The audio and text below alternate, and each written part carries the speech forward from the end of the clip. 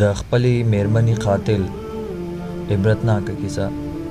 یو سړي غوښتل چې خپله میرمن ووهي، نو په لکړه یې څو وارې ووهله، خو ناڅاپه یې میرمن مړه سوه، په داسې حال کې چې خاوند یې د وژلو قصد نه و کړی، بلکې د نوموړي مقصد دا و چې تادیب ورکړي. تر دې پیښې وروسته یې د میرمنې د کورنۍ څخه په بیره کې سو او د دې پیښې څخه یې هیڅ د حل لاره ونه موندله. نو د کور څخه راووتی او خپل یو نږدې ملګري ته یې دا کیسه وکړه.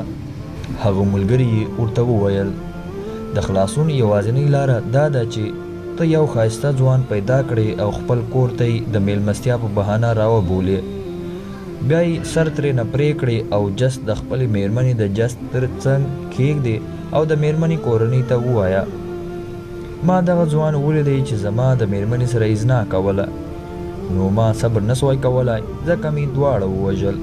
کله چې دغه کس د خپل ملګري څخه دا هیله واورېدله نو د کور مخ ته کښېناستی. تر څو چې یو ښایسته ځوان راغلی نو دغه قاتل ډېر ټینګار ورته وکړی چې زما سره کور ته لاړ شه. هر کله چې هغه ځوان د قاتل کور ته ننوتی نو قاتل راولاړ سو او دغه ځوان یې هم قتل کړ. هر کله چې د میرمنې قریبان راغلل او دوه جسدونه یې ولیدل او دغه قاتل یعنی د میرمنې خاوند هغه درواغجنه کیسه ورته وکړه، خو هغه ملګری چې دغه قاتل ته یې دا هیله ورښولې وه هغه یو زوی هم درلود.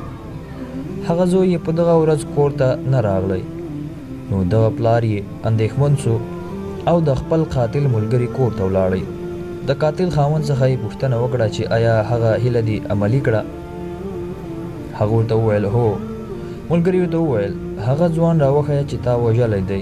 کله چې دې کس هغه وژل سوی ځوان ولیدی نو هغه یې خپل زوی و، هغه زوی چې د ده د هیلې په سبب وژل سوی و. همدا واقعه د حضرت علی رضی الله عنه د دې وینا مصداق دی. څوک چې د خپل رور لپاره څا کیندي خپله به پکې لویږي. هیله کوم ملګرو چې ویډیو به مو خوښه شوې وي، د لا نورو داسې ویډیوګانو لپاره زموږ چینل سبسکرایب کړئ او ویډیو له نورو ملګرو سره هم شریکه کړئ.